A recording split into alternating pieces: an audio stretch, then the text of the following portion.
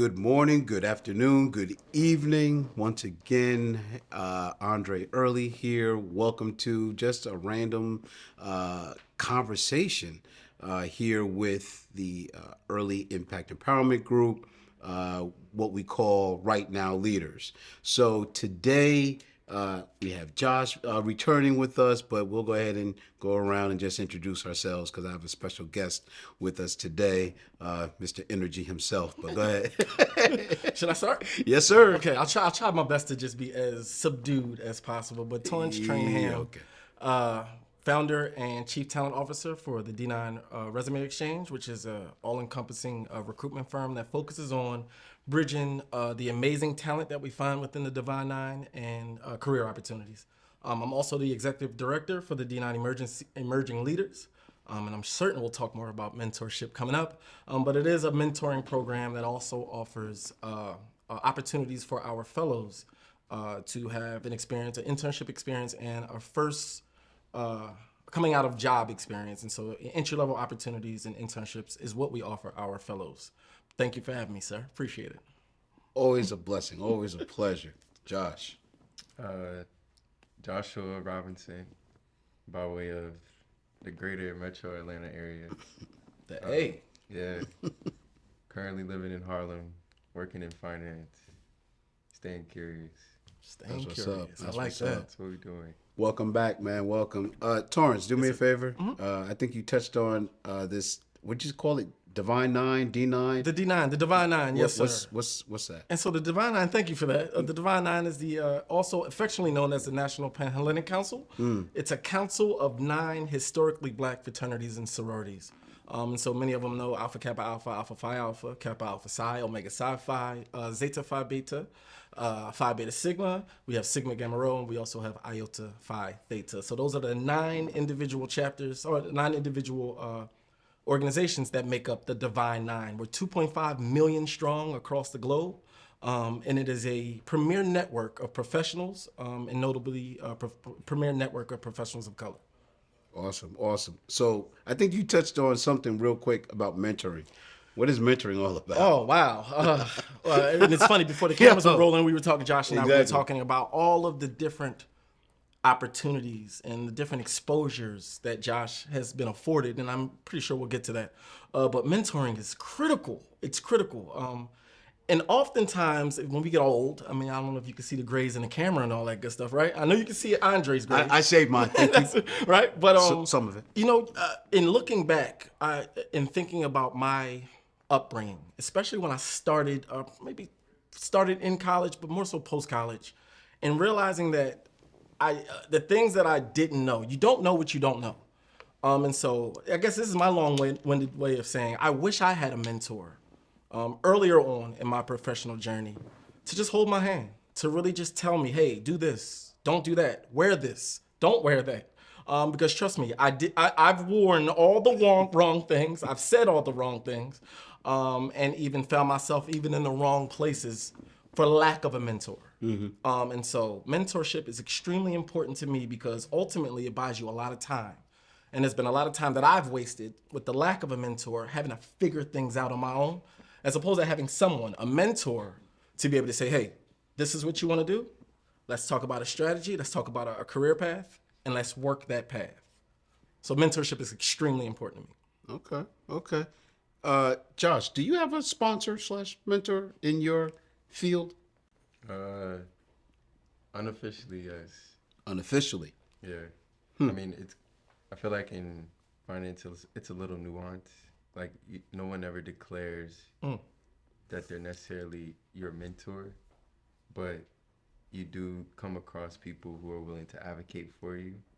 And so, in my case at least, it's been a little informal, but at the same time, understanding that, you know, if there's ever something I need, like this person makes himself available, it may not be like in a mentorship capacity, but I definitely feel like I have people that I can lean on in regards to, like, if I'm ever navigating a new space or have a certain interest that I want more connectivity in, that I can reach out to certain people at work and feel comfortable in expressing, you know, what I need. Can I say something to that? What's Of up? course. I know you said sponsorship, and you're going to get to that in a second, talking about sponsor, but What I found growing, at least throughout my journey, the more informal mentors are probably some of the best. Yeah. When you have some, and you're at a large bank, and I understand that in those large banks, they foster mentorship components, and many of that is forced. And what I've learned is when you force mentorships, it's not as enriching Yeah. as it would be. That's not forced. That's more genuine in connection. You know what I mean? And what I've found that the more impactful mentorships are one that align, and so there's a lot of synergy between the mentor and mentee, whether it be same industry, same. You aspire to be a managing director. You're talking to a managing director so they can tell you what they've done and all that good stuff.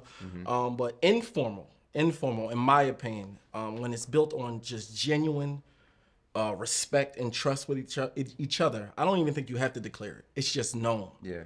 Right. Especially when you're a good mentee. Yes, sir. No, you're good. Because I want to touch bases, like, you talk about the D9 emerging. Yes, sir. Right. So here it is. We have mentors on deck. Yep. We actually have some that are actually, doing the work right now. No question. Are you aware of the success or just any feedback as it relates to the relationship of the mentor-mentee? Because it works both ways. I'm wondering if I'm smiling from ear to ear because I don't know if Andre is subtly letting everyone know that he is the vice president of the D9 Emerging Leaders Fellowship, and he primarily focuses. I wasn't subtly doing anything. You weren't okay. I'm just asking questions. I entrust Andre Early tremendously with our mentees because he strategizes. He speaks to them. He is the one who matches them. And in that matching, he's ensuring that that alignment is there. And so that being said, I am fortunate enough to kind of play a back seat and just observe the amount of impact that Andre has done on the front end strategically to ensure that this finance person is matching with this finance person. Yeah. This engineer is talking to this engineer. This healthcare professional who's aspiring to be a nurse or a nurse practitioner is speaking with a nurse practitioner. Yeah. And that alone to me is a success because it opens up so many opportunities for our mentees to lean in on somebody with the knowledge, the insight, and I know we're going to talk about sponsors, but also the influence to be able to make something happen. Yeah. And I don't want to get too ahead of ourselves when we talk about sponsorship, but it's always great when we have mentors who can push a button or who can make a call on your behalf and make things happen, if that makes sense, or the mentee's behalf to make it happen. I am definitely an advocate for that, only because, if we don't look out for the ones that we are trying our best to be there for, then what are we here for? Can I let your audience know why I made that call to you and asked you to be our vice president of operations and mentorship? This is not about me. I understand it's not about you, but I think it's important in understanding how important it is to us that those mentorship and mentee-mentor relationships are working. We don't want to just talk about it. We want to be about it. And there's some real residual effects that take place when you have a mindset like, I don't want to call him Brother Early, but Andre, to ensure that those alignments are taking place so that our young people who don't know what they don't know can make that call, number one. And then number two, I recognize his network and how he can make a call to pretty much whomever in the United States, if we understand who Andre is. Let's not go there. To push the agenda of the D9 Emerging Leaders Fellowship, and to, more importantly, push the agenda of the 41 young people that we have in the fellowship. Yeah. He can make the call for him. I've created a monster. The mentorship and the sponsor all wrapped up in one right here as he takes a sip. You can make the call. Nope. No question. No question. So let's touch, because in the corporate area, arena, we do have this thing called sponsorship. So, is it working? Unquestionably. What type of sponsorships are we talking? We talking fiscal sponsor? Can we clarify? Fiscal sponsorship or social equity, social capital sponsorship? Social. Oh, no question. Listen, it always works if it's working. Okay. If you activate it.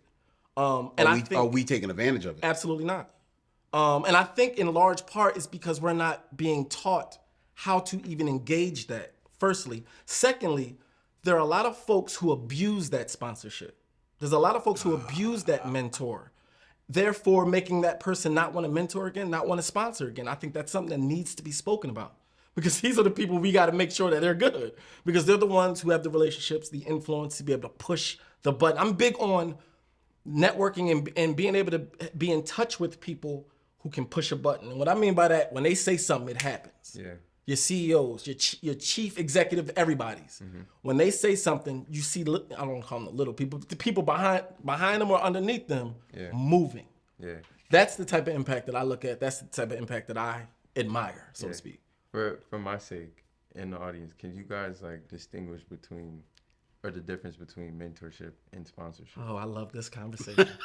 No, you go ahead. You know, in a very simple sense, a mentor will make suggestions. A sponsor will make things happen. You know, and so if I'm your mentor, I'm with you almost, I don't want to say day to day, but pretty often, pretty frequently. You may never even see your sponsor. You may never even, talk to your sponsor so much, but your sponsor is well aware of your name, well aware of your reputation, well aware of your work ethic and what you have to offer. And then they also have the courage to speak about that to their colleagues. Yeah. That's a sponsor. Yeah. Your mentor is going to be with you in the mud with you. You're going to be able to call them for anything. Hey, look at this email for me before I send it. Give me some suggestions so I can make it better. Or is it too, just a real quick example. I had an amazing mentor during my last tenure at the firm that I worked at. He was my manager, but he really saw something in me. And so he said something to me on my first day. He said, Torrance, every time you send an email, CC me on it. I don't care to who it is. And I thought that was a bit micromanaging, sort of, but I didn't recognize what he was doing. And what he was doing is every time he would look at those emails, he would give me feedback. That's too fluffy. You're not getting to the point quick enough.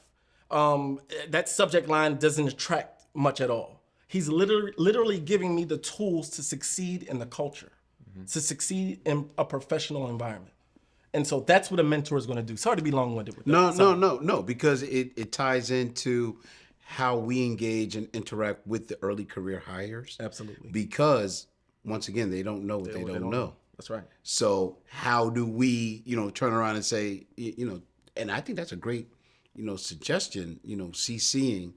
Initially I thought it was a bit intrusive, but when he started to really show me and tell me what he was doing, I said, have at it, please. I'm open. And I think that's a good mentee will always be open to that and not take offense to, because there's going to be some criticism. I don't know why I keep looking at Josh, but you know what I mean?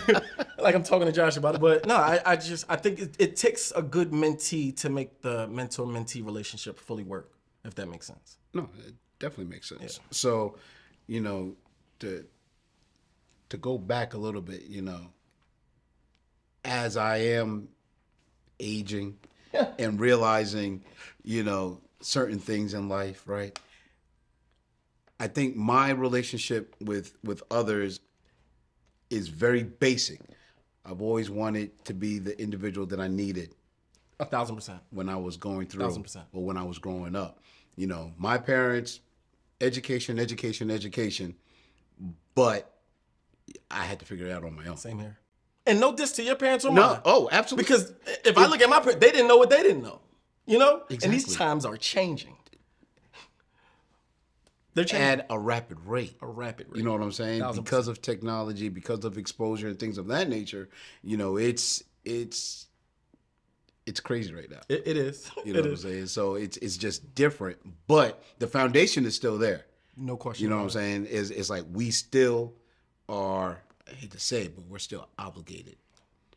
I don't hate to say it. To help those that come after us. No question about it. It's imperative. And I do not want to make this a black-white thing. It's not. It's not. In very much part, I think there's 3 men of color up here. I think more times than not, we think our mentor or sponsor needs to look like us. And I imagine because it's just in close proximity, that's just what we see in our networks. But I would encourage you, Josh. I encourage myself. I encourage anybody who's viewing this to not look at it as a color thing. Please don't. Probably, again, the mentor I talked about, white Jewish man. The sponsor that really planted the seed into me that says, Torrance, you got something with this D9 resume exchange thing. Because I started it when I was still working my 9 to 5. Right. But it was a gentleman that I was working with. He was a senior person. He says, you got something here. You got something here. And I encourage you to double down on it. And he started talking to some of the senior folks. Again, this is a 9 to 5. I'm a recruiter, by the way. And I was a recruiter in a corporate environment. Yep. I started my own business on the side, a recruiting firm on the side, while I was still working the 9 to 5. And it took this gentleman to say, you got something. Now, he's an agent of the corporation. He could have easily said, yo, shut that down. What are you doing? You work for us. But he said, no, you got something. How can I help? And I won't mention kind of, what he did to help, but what he did was one of the reasons why we are still in existence to this day. And so they don't have to look like you. They don't have to sound like you. And in fact, I would encourage you to look outside of your immediate network and find people who can align with what you're trying to do. Period. That's it. Understand yourself. I probably should actually take a step back and talk about understanding who you are as a person. Yeah. Me, I-N-C. Me, Inc. Talk to me. Because sometimes we could look at mentorship as just like this person is in a position that I want to be in, or maybe they have more experience. But I think a lot of times it takes a bit of reflection to understand what it is you want for yourself. And then to be able to assess and having conversation with a potential mentor, okay, does their story or the experiences that they're sharing align with what I want for myself? Because I think a lot of times we'll pigeonhole out of respect of like this person's title, that I'll allow them to speak and give me recommendations. But I think sometimes as a mentee, you also have to hold yourself accountable. Yes. And not put yourself in situations that aren't serving your direct need. Now, it's not to say that every relationship with someone in a certain position has to be fruitful in terms of advancing your career. But there are some cases where I think if there's a misalignment and you're taking direction from someone who's not in alignment with where you're trying to go, that's only going to be farther like off-putting from your path. So I think that's an important consideration, is to really understand what it is you want from yourself, or have a general idea so you can communicate to someone. Perfect. And then they can understand better how to be a more applicable mentor for yourself. No question about it. And thank you for saying a general idea, because I do recognize, especially at our younger ages, 20, 21, 22, we're still figuring ourselves out. Yeah, absolutely. And so thank you for even saying that, because I'm 42, I'm still figuring things out about myself. Yeah.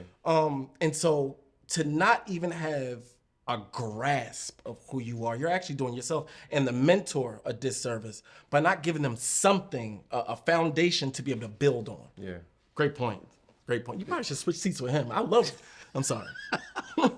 Great point. Yo, it's geez. So we have 3 different total, because remember, what'd you say, you're 41? 42. Anyway, 42. Yeah. 3 different generations? And I still have you by a few years.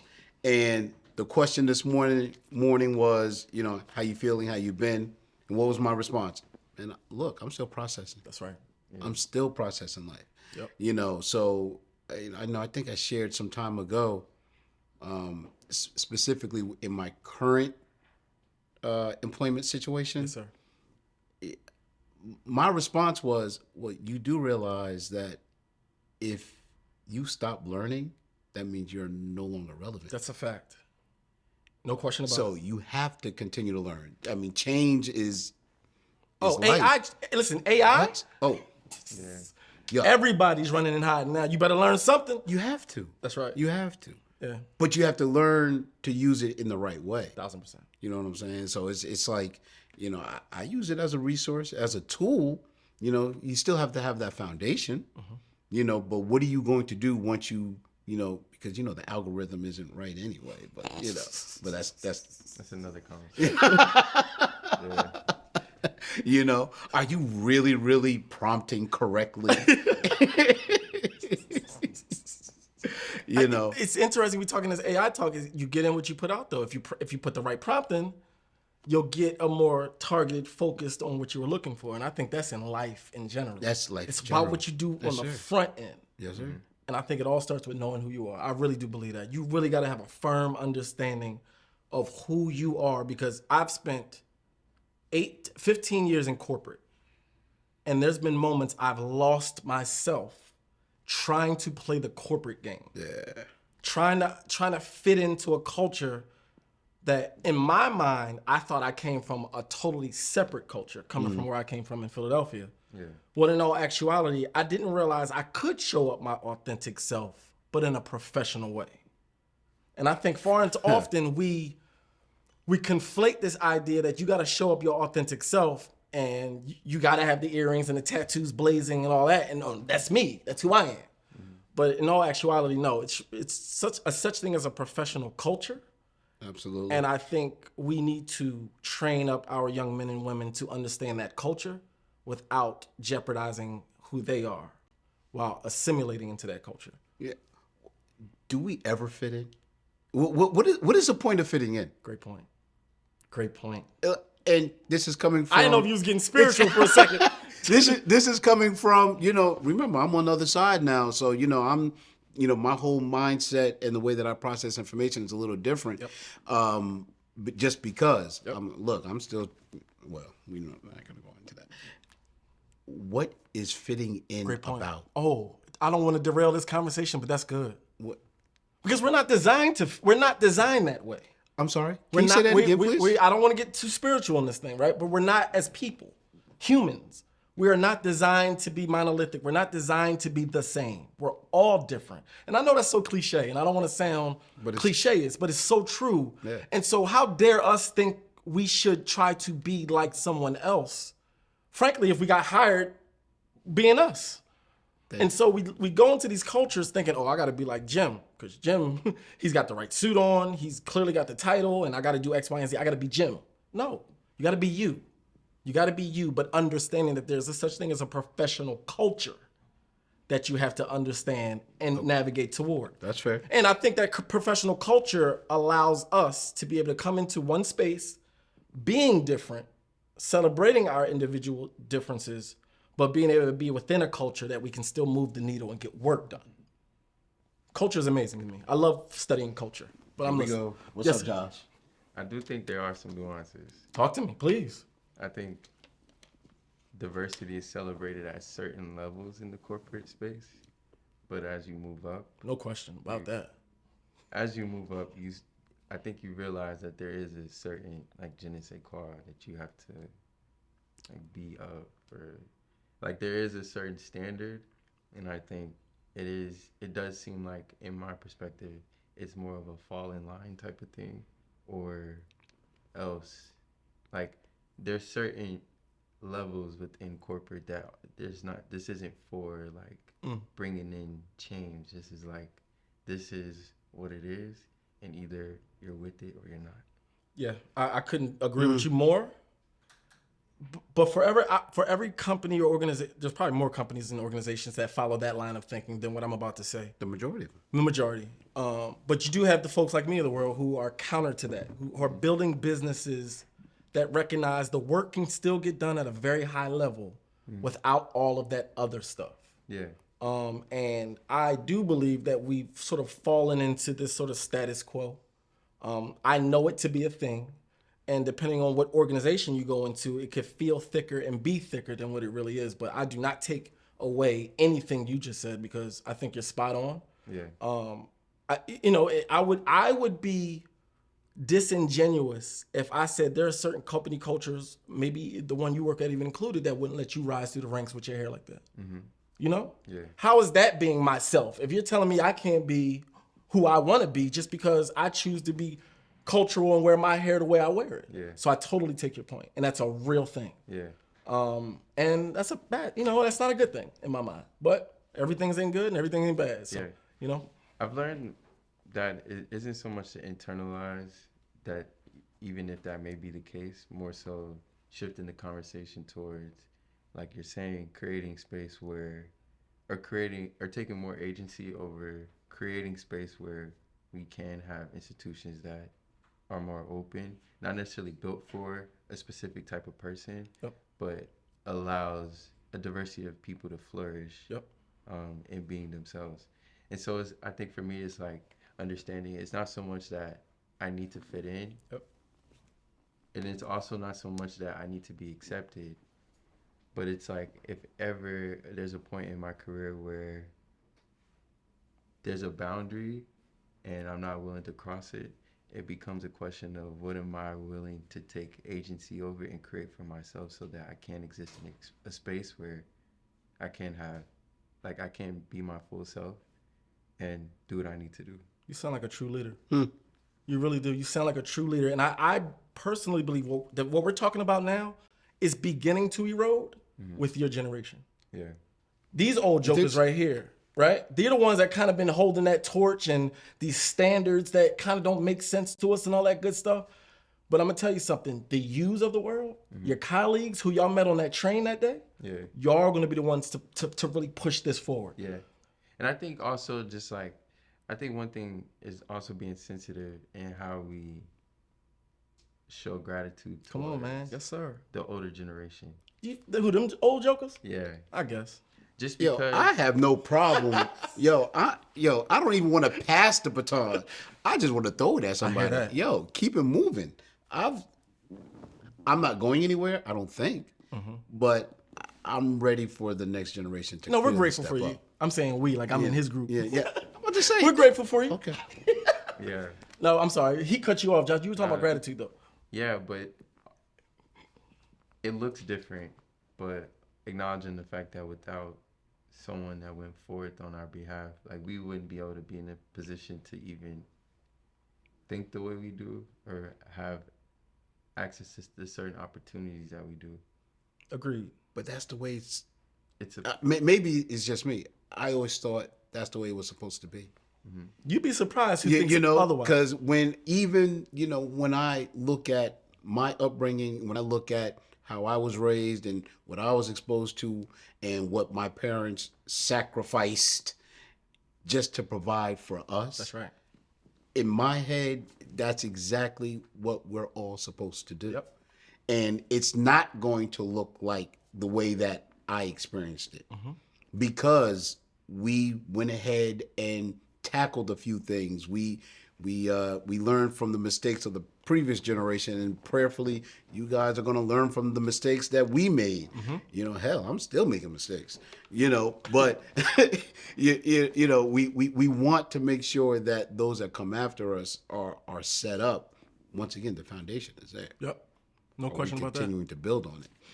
So as we come back to mentoring, right? What type of advice or what type of experience, one, being a mentor or being mentored has made a difference in all of our lives. I'll tell you one thing. I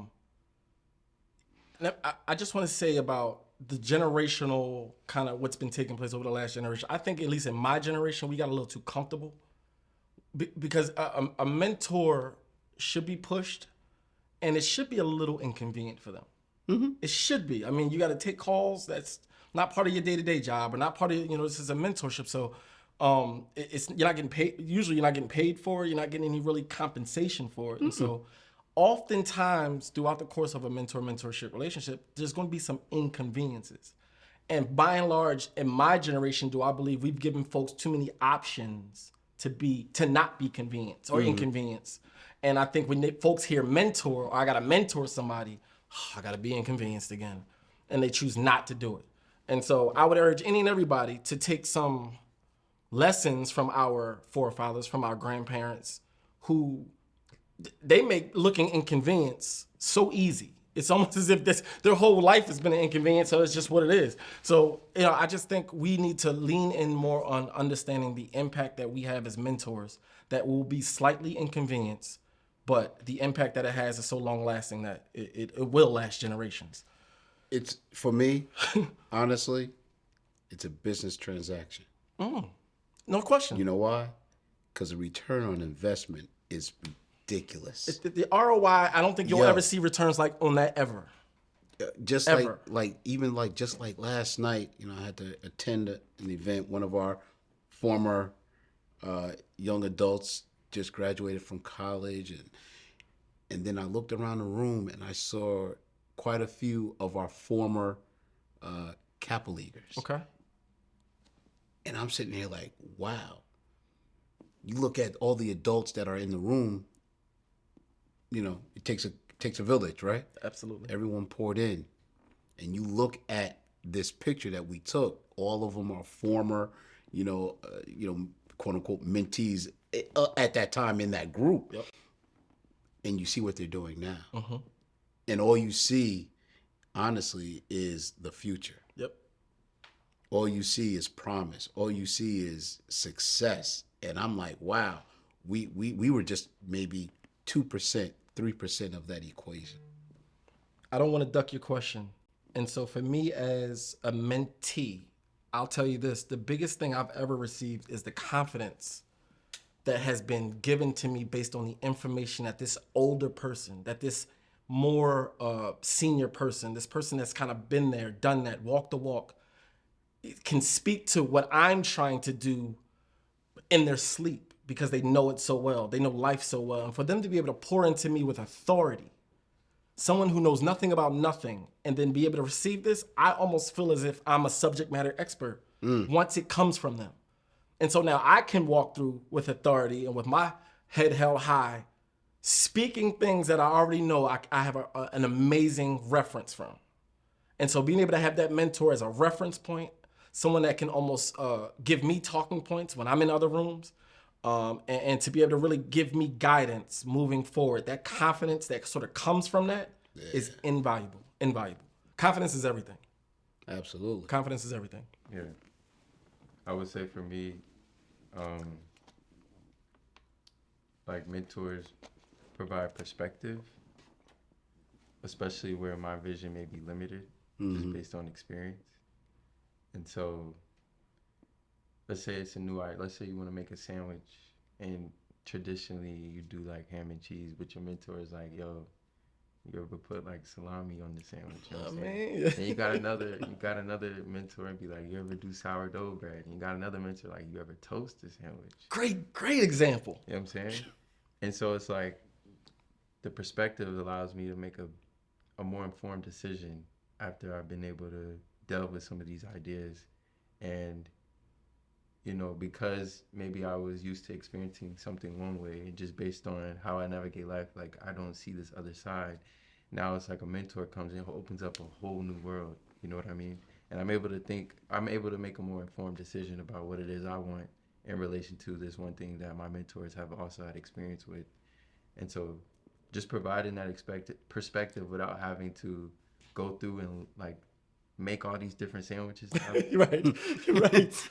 Yeah, it reduces the time, Now it's just like I don't have to. Do you put mayo on one side and the mustard on the other, or I don't know. It just depends on the day. It all depends on the day. It all depends on the day. One thing I love about your example though is because I'm a foodie. And sometimes I try new foods even now, and I'm saying to myself, why didn't I eat this before? This Greek salad is amazing.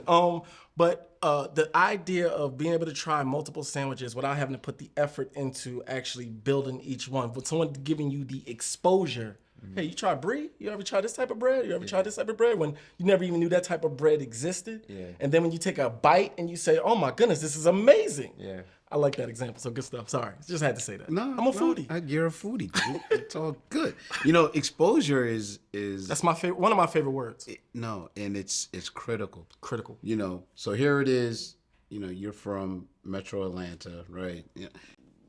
Growing up, you ready? The egg. You ready? Yes, sir. Growing up, my mom took us all sightseeing. Do you know the average New Yorker does not visit the sites that others come from around the world to see? 1,000%. She goes, you're not going to be from New York and not know, what it is, for the Statue of Liberty or the Empire State Building, or at the time the Twin Towers. Like she literally took us sightseeing. Exposure. For a second, I thought he said she took him down to Freaknik because you talking about Atlanta. So keep in mind, whoa. My That's time. that's before your before time, my and that's definitely before social media. Oh, but I'm it was telling his you right time. now. It was during his time. That's Look, what I thought he was some gonna of us can't run for office now because because of some homecomings That's a and fact. festivals. Yes, sir. Sorry. I didn't mean to derail it, but that's what I thought he was going with it. Empire State Building. You know how many New Yorkers I've met that had walk by it every day and don't know where Don't go. it, fascinating. Exposure. Exposure. It's critical. Yep. It's critical. Yep. So I thank you for bringing that one up, because That's Josh. Once again, you don't know if you don't know. You don't know. You don't know what you don't know. And shame on any adult watching this that knows a lot and won't share it with the next generation. Shame on you. I mean, I'm shaming any adult who does not take the proactive measure of pouring into our young people. Exactly. What are you doing? What do you? You keeping it to yourself? What are you doing as an adult then? You know what I mean? Like, I don't get it. You're missing a primary point of what it is to be an adult, and it's to ensure, listen, that we remain safe by giving them good knowledge and not the knowledge that's going to turn them into something else. Exactly. That's all I'm saying. Sorry, I'm on my little soapbox. Sorry. Well, that's why you're here. You bring a different dynamic, a different energy. I know how to tone it down. Yeah. What else you got, Josh? I really think it's important for mentees to be critical of their mentor. Good one. Yeah. Not in an arrogant way, but just hold them accountable. Make sure that this is somebody that you can actually take advice from. And don't feel the need to just blindly follow because of somebody's title or lack thereof. So, like, your barber could be your mentor. That's right. Your Absolutely. barber could mentor you about something that's happening in the corporate office that he's never experienced, but he just has life knowledge. You know what I'm saying? The person that you go and get your food from on a Sunday, your soul food, like you talk to, so-and-so, they can mentor you as well. Like, mentor doesn't have to just exist within these corporate settings. Take time to utilize knowledge that you gain from, various conversations throughout your life, because I think those also, if not are more informing than maybe some superficial conversations you could have with designated mentors in a corporate space. And so I think it's important to be critical, because you don't have time to just be blindly following That's right. for the sake of, trying to get to where this person is. But just also understanding that you have your own separate journey, and it's going to require different inputs from different places. Absolutely. Absolutely. Going back to what you attempt to do with me, I've always had issues with titles. And even, in my, in my experience and my career, introduce yourself, or, what's my name? This is a whole different topic, altogether, which we might have to discuss the next episode when it comes to like branding. But my name is Andre Early. Yes, sir. My name is not commissioner. My name is not deputy. My name is not because at the end of the day, my name is mine. I'm not always going to have a title. So to your point, I think it's more so when it comes to mentoring, what am I doing? How am I doing it? How am I pouring in? And then making sure that they feel a certain way. 1,000%. If that makes sense. Yes, 1,000%. Because I'm on a journey just like everybody else. I don't know how much longer I have. So the impact is going to be what it is. I want to make sure that I was able to leave, some form of, nugget of wisdom. We love hyper focusing on titles. And I find it fascinating. Again, humans being humans, people being people, it takes the person to fulfill the title. I mean, if you're Commissioner X, Y, and Z, you had to have been interviewed and you had to have been selected to assume this role, this title. It's the name and the reputation attached to it, the qualifications, the work ethic, the professionalism that allows you to step into the title. There you go. And so the title is so apt, it's just background noise. Because ultimately it's the name and the person that's going to make that title be what it's going to be. And so people who chase titles, I find it fascinating. Like, why? Why? Then who are you? You know what I mean? Oh, Like, maybe they don't even know who they are yet. I thought. So when I asked that question, you chasing that title? So then who are you? What are you trying to do in life? They can't mention it without the title, without what it takes to do with the title. And that tells me a lot about that person. A lot about that person. And I encourage any and everybody, before you think about a title, before you think about a role, think about you and figure out how you're going to speak to this universe to make it happen. That's it. That's it. So sorry, I don't want to be long-winded. That's it. But I can go on for that because we skipped that basic step, and then we allow the world to dictate to us who we're supposed to be, as opposed to us, walking through this world, telling the world who we are and what we will and won't accept. Yes. You know what I mean? Sorry. It's all good. All good. All good. Know who you are, please. I don't care what else you got going on in life. I don't care how old you are. You're never too old to learn who you are. Right. That's all I'm saying. Yeah. And once you learn who you are and understand how dynamic that is, don't compromise your boundaries. Once you have a good, firm understanding of who you are. Yeah. Before these cameras started rolling, I looked over to this young man and I said, listen, who are your parents? And I need their email address so I can send them an email saying what a wonderful job that they did. But I imagine once this is out, they'll be able to see it anyway. Great job, parents. This guy's amazing. Amazing. Yeah, shout out mom. Shout out pop. You know it. You know it. You know it. So, Torrance, you know we're gonna have you back, man. Oh, thank you. I'm happy to come back. We're gonna have you back. You know, thank you for the conversation, Josh. As always, you know, you're my artiste of the bunch. You know, so your perspective is a little bit more broader, which I truly enjoy. Thank you again for sitting for a conversation with the Early Impact Empowerment Group. We look forward to the next time. And who knows, Mr. Energy will be, he will be back for the next one. I'll take that title. Yeah, awesome. Awesome.